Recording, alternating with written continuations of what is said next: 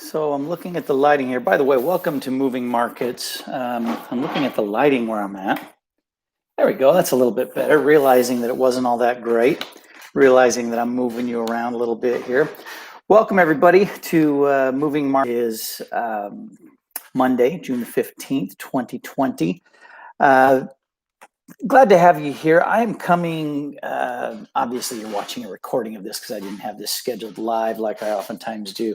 Trying to see if I can get that lighting to look any better, and it's kind of awful looking right now, but it's what I can do and it's what I can work with. Giving you an update. I'm coming to you live from Central California. Well, not coming live. Sorry, I made that clear earlier. Recording this from Central California. Been spending the weekend and today with my family out in Central California. Got to enjoy some parts of the country that it's been a lot of years since I've seen. Got to go to Yosemite National Park over the weekend. Today went out to the Colaveras, hope I said that right, Redwood Park to see some of the trees, or Big Tree Park, I think is what it's called. See some of the massive sequoias out there. Just absolutely gorgeous country. The people of California are incredibly blessed with the diversity that they have between the beaches and the coast.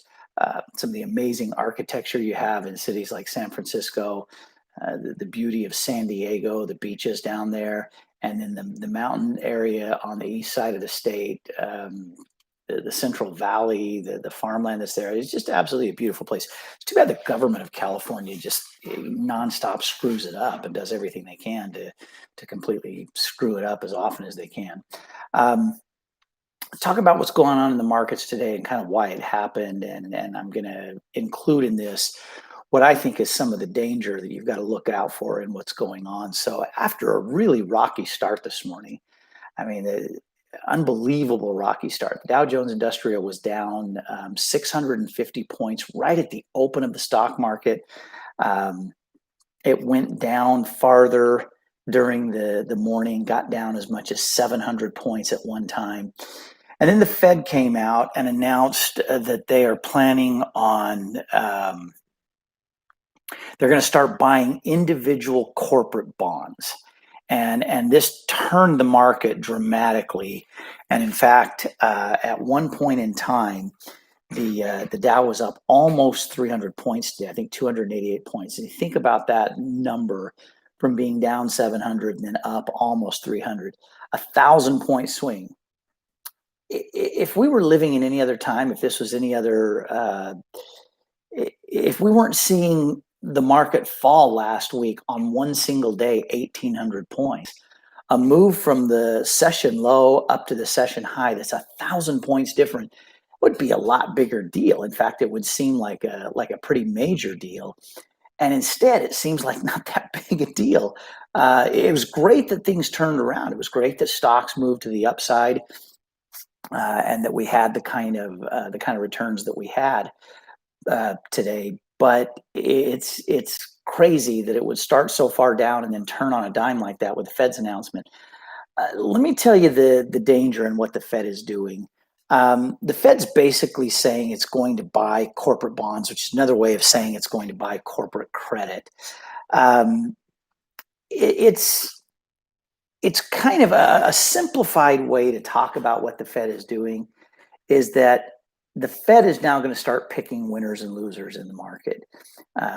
Instead of the Fed staying mostly out of the stock market. Now, when we talk about the Fed staying out of the stock market, a lot of what the Fed does affects the market, and they know that. They're aware of that.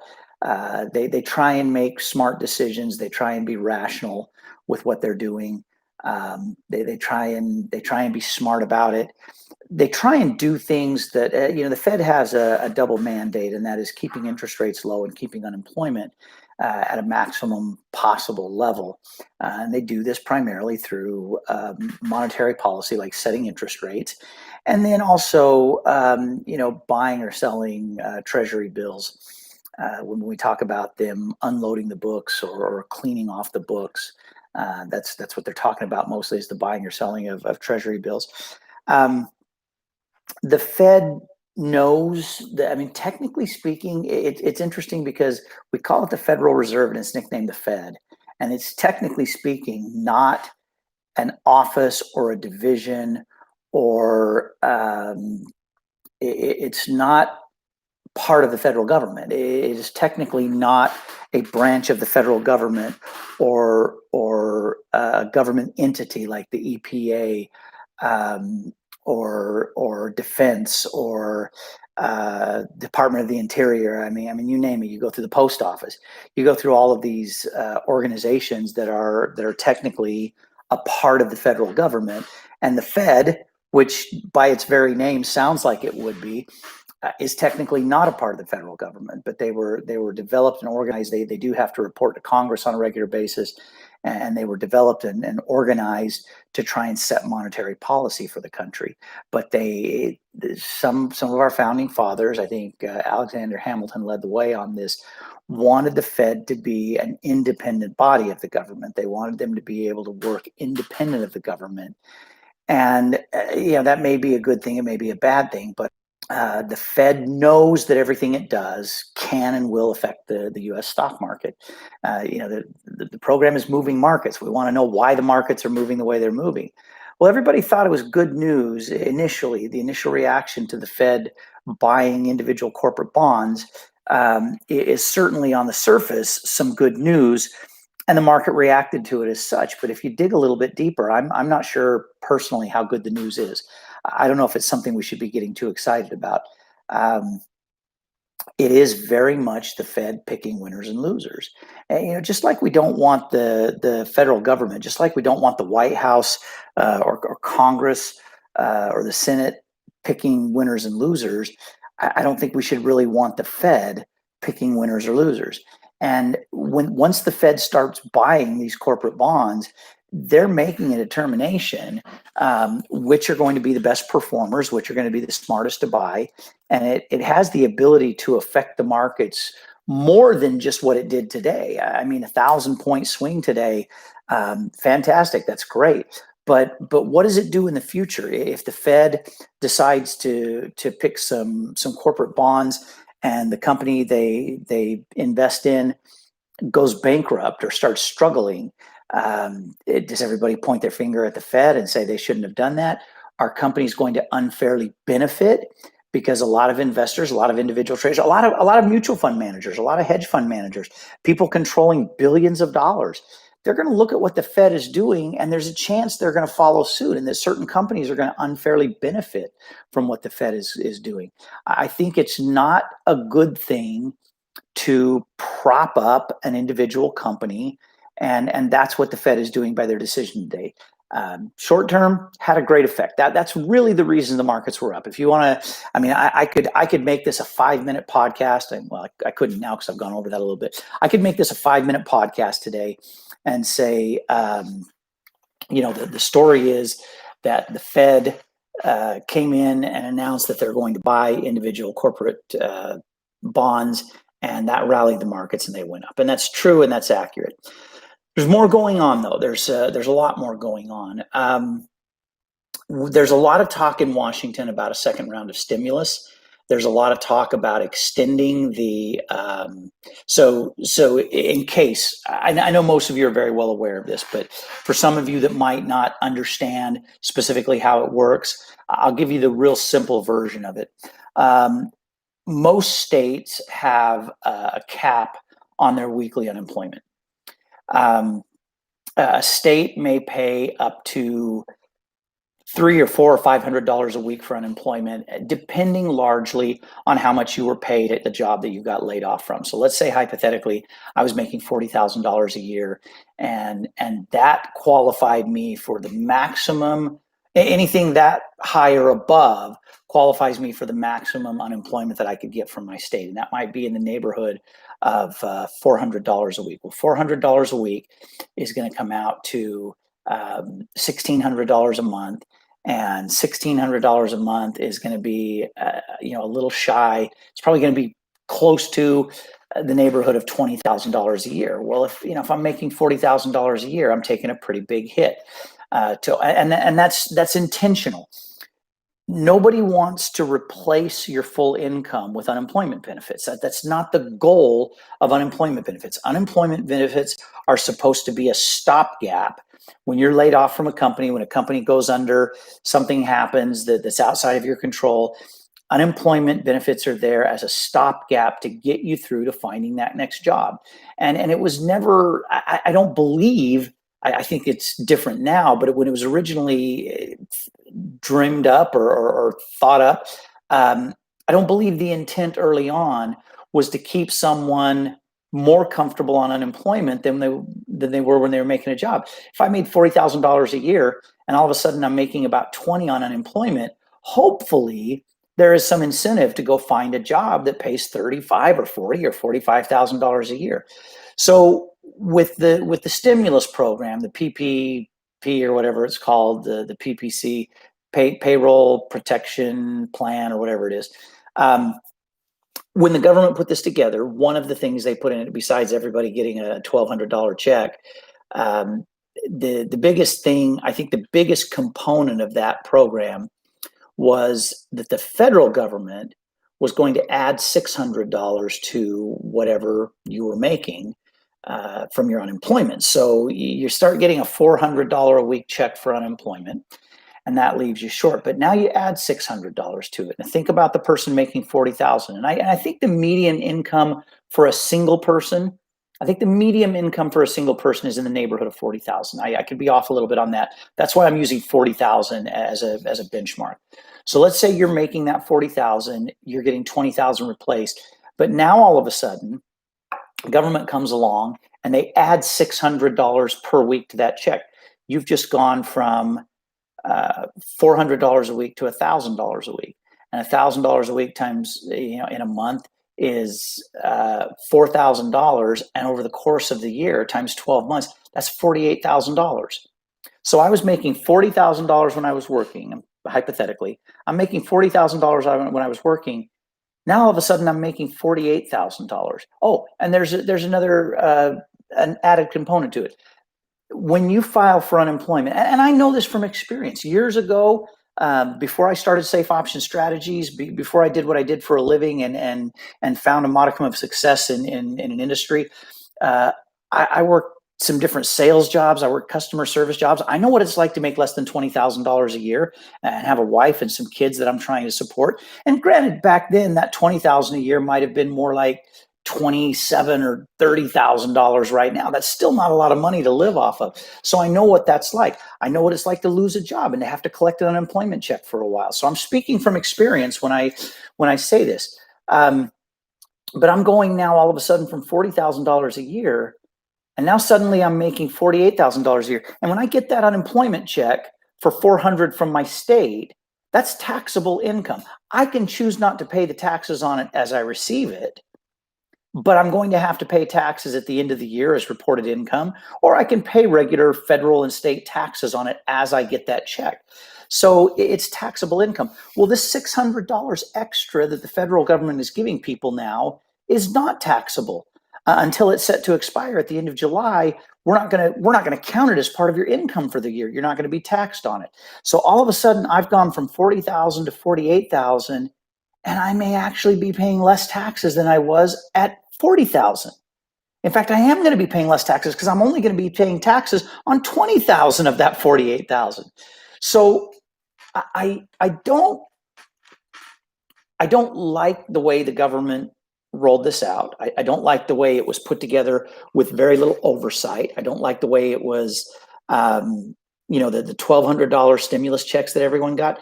People who did not lose their jobs, people who are still working, who were probably saving money on not having to drive to work every day. And they probably weren't buying lunch at the restaurant across the street every day. They certainly weren't spending gas money every day. They're working from home now. And in most cases, if they suddenly had to have a higher speed internet connection, their employer was probably covering that for them. They might have been spending a little more time on their cell phone and less time on the work phone, but the company is probably helping them cover that. I don't buy this notion that it's costing people a little more money to work from home than to work at the office. That's a bunch of bull. I saw a statistic on that last week, and I'm not buying it. I don't believe it. It said the average person, it's costing them about $100 to $150 more, mostly in the cost of food. I don't believe that. I think they're looking at an increase in their grocery bills, and they're not subtracting out of that what they're saving and not eating out all the time. So I'm just not buying it. But go back to this whole unemployment thing. You've got an argument going on between Democrats and Republicans, conservatives, liberals right now. And you've got one group that wants to take this $600 extra a week, and they want to extend it. Some of them want to extend it till the end of this year, give another 5 months on top of it. Some of them want to extend it for another full year. They want to go from the end of this July all the way to the end of next July. And some want to extend it indefinitely and not even put a time cap on it. Well, the problem with that is simple. You're not giving people incentive to go back to work. In fact, you're giving them every incentive possible to stay at home and not work. A statistic came out in a report at the end of last week that said that 61%, think about this, 61% of people who have been laid off are now making more money on unemployment than they were making before they got laid off. And you've got business owners. I was listening to Melissa Francis, love Melissa Francis. I think she's one of the sharpest personalities that is on Fox News, Fox Business News. Her analysis of things, her perspective on things, I think is spot on. So I'll make no secret of the fact that I'm a fan of Melissa Francis. Melissa Francis was talking on Fox Business News this afternoon after the markets closed. And I believe her when she says this. She has talked to dozens of business owners in her community. When she's in Starbucks, when she's in Subway, when she's visiting other stores, she's talking to the business owners. She's talking to the managers. And overwhelmingly, they are telling her they can't get people to come back to work. They can't get people to come back to work. They're open now. People can come back to work and come off unemployment. But guess what? Even though their job is available for them, the state's not going to cut off their unemployment. The federal government's not going to cut off their unemployment. Why would they come back to work to make $35,000 or $40,000 a year when they're making almost $50,000 sitting on their butt at home? There's no reason. And I heard some idiot that's a guest on Fox News once in a while that always tries to defend the liberal side of things. Maybe I can find his name because I think it's important that you know how off the mark is. I shouldn't call him an idiot. I disagree strongly with his opinion on things. That's unfair to call him an idiot. I don't know the guy. He's intelligent sounding, but I'm telling you, most of the time he's trying so hard to defend an indefensible liberal position on stuff like this that it's really truly hard for me to listen to him. I'm not going to find his name right away. I'll have to get to it another day. But anyways, Melissa Francis was talking to him and he said, "No, these people are not going back to work because they're afraid of getting sick." What a bunch of crap that is. That is just total straight up crap. They're not going back to work because they're afraid of getting sick. They're going back to work because they're afraid of giving up $8,000 a year. Why wouldn't they be? And in a lot of cases, it's more than that. I keep using the example of 40,000 and now you're getting 48. There's people making 20, 25,000 that are now making 50. And if it's a couple that were both working, they're making $100,000 a year right now when they were probably making 60 or 65 before, maybe 70. Why would you turn that away? Why wouldn't you stay at home and make $100,000 a year when your lifestyle up to this point has been on $65,000, $70,000 a year? There is no incentive for a person to go back to work. I know it's a pipe dream. I know it's such a long shot, but I just absolutely pray that there will be smart people in Washington, D.C. And I know when I say that, it makes no sense. The idea that there's smart people in Washington, D.C. Washington, D.C. is full of egomaniacs, and I mean serious egomaniacs. Find me a politician that doesn't have an ego that is triple the size of anyone he knows outside of politics. and I've got land to sell you in the perfect beach location in Florida. It's not. These people that get into politics, they have massive egos. And once they're in a position, even if they didn't have it and they weren't that way getting in, as soon as they get into the halls of Congress, they develop a massive ego if they didn't have it already. Even the ones that go back there thinking they're going to do some good for the country mostly go back there and screw things up. I hope that some cooler heads prevail and that they do not extend these benefits. I know there's one Republican senator who I think is genuinely trying to really push forward a going back to work bonus, saying, hey, instead of paying you to stay home, $600 a week to stay home longer, you can go back and get your old job back, and we'll give you, I think they're talking about 300 or 400, only till the end of July still. We'll give you this much money added to that to go back to work. Now, I worry a little bit about that. That's still taxpayer dollars that doesn't need to be spent on that kind of stuff. It's moronic to be giving the money away like that. But that's at least a better idea than giving people $450 a week to go back to work versus giving them $600 a week to stay home longer. One drives the economy forward and the other does not. Instead, take that $600 a week plus that $450 a week and give it to small business owners that are employing these people. That's the heart and soul of the country, is small business owners. Give it to the people that need it the most. Give them the ability to hire back more than the number of people they laid off. There are a lot of companies that are not coming back from this COVID-19 lockdown and shutdown. There's a lot of companies that have gone out of business and they're not going to open their doors again. Not everybody that lost a job was laid off and is going to have a chance to get their job back. A lot of people are going to be looking for work in other fields. They're going to be looking for work in other places. They might be able to stay in the same field, but have to change companies. They might have to change locations. They might have to move. That's going to be tough on a lot of people. Give more money to the small business owners. Look at some of these businesses that had to shut down and say, hey, here's a government grant. We're going to cut these loafers off of unemployment, and we're going to instead give you a government grant so that not only can you get back on top and open your doors, go in and do some remodeling, go in and do some modernization, some updating. We'll give you some money to do that and to bring on your first few employees, and then we'll give you a payroll tax break. That would be listen, Washington, D.C., morons on Capitol Hill, idiots in the Senate and in Congress. All of you people that are back there living fat off of taxpayer dollars and not doing a damn thing for it.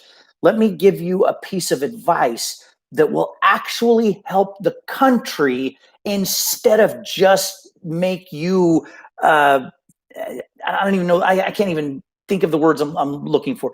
Instead of just patting your own pocket and instead of building up your ego, let me tell you something you could do that would actually help the country. And it's not going to help just the rich people. It's not going to help just the successful people. It's not going to discriminate against any color or any demographic of income. It's going to help everybody. Stop giving money to the people that are home not working and give that money to the small business owners that will open their doors back up that didn't think they could.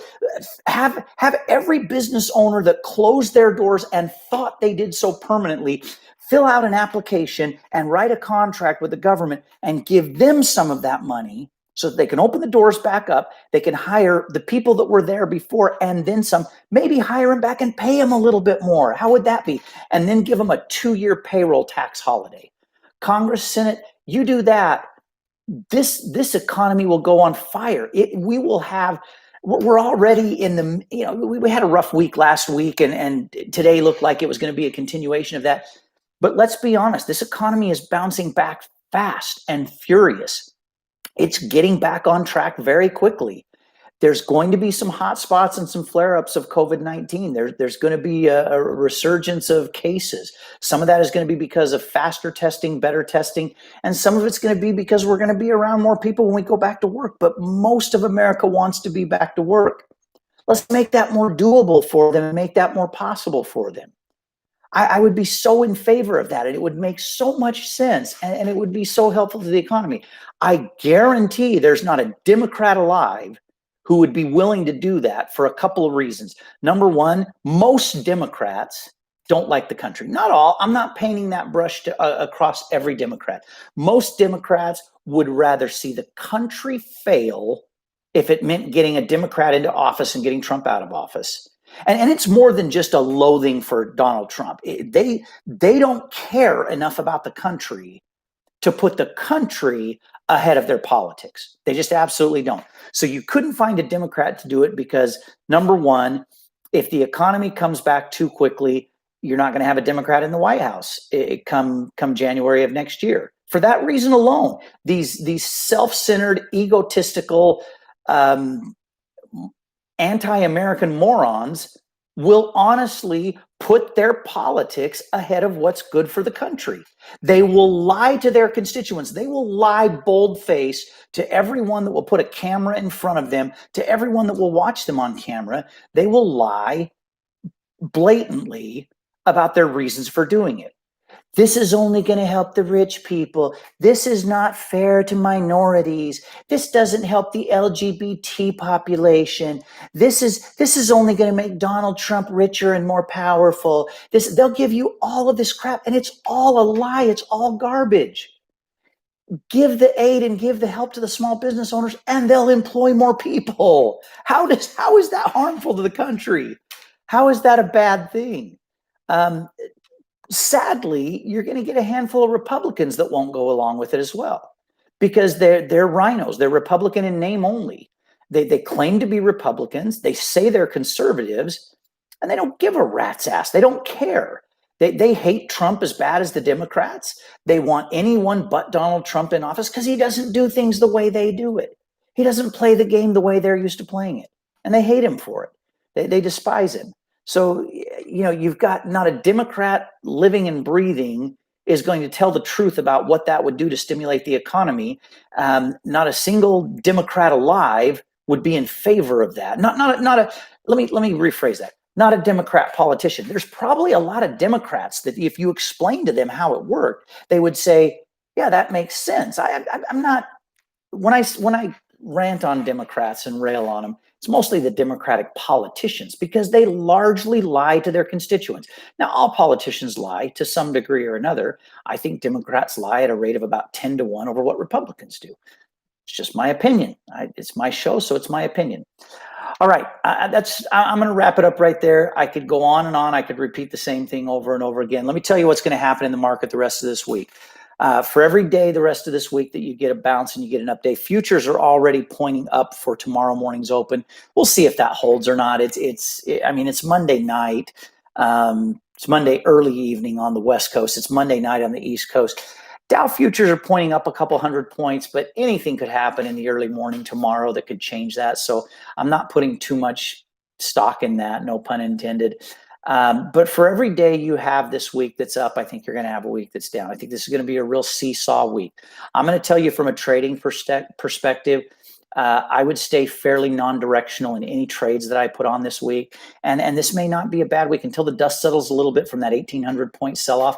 Even though we've had a couple days in a row now that some of it have come back, you realize with a couple of pretty good days up in a row, I don't even think we're back a quarter of the way of that 1,800 point drop in the Dow on Thursday. So a long ways to go. I mean, a really long ways to go. It's coming. I think we'll look back and we'll see this was a bump on the road back to recovery. But it might be a bump that does a little damage to the chassis. So be careful. Your frame, your shocks, your struts, they could be a little out of whack after a road bump like this. So be careful. Sitting out this week and not opening new trades would not be a bad idea. If you get into something this week, I'd get into something non-directional. I do something like an in-the-money bull call. I do a long iron condor. There's a lot of stocks. Look at the indexes. Look at the DIA. Look at SPY, and look at QQQ, and look at any one of those and see if a 4 to 6 week out in time long iron condor, long option, long call, long put placed near the money like a straddle or strangle. Short call placed at a higher strike than the long call, short put placed at a lower strike than the long put. Make sure the strike prices are equal distance from each other. So if you've got a $5 spread on the bull call side, make sure you have a $5 spread on the bear put side. and then make sure if you're doing a $5 spread, make sure you're getting in for $4 less. If you're doing a $10 spread, make sure it's for $8 less. Make sure you have built in there at least a 20% possible profit. And a long iron condor on any one of the indexes would be a good trade if you're considering getting into something. That does it for moving markets today. Hope you're having a great day. See you back here tomorrow. We're going to be the rest of the week in sunny California. So we'll see you back here from California tomorrow.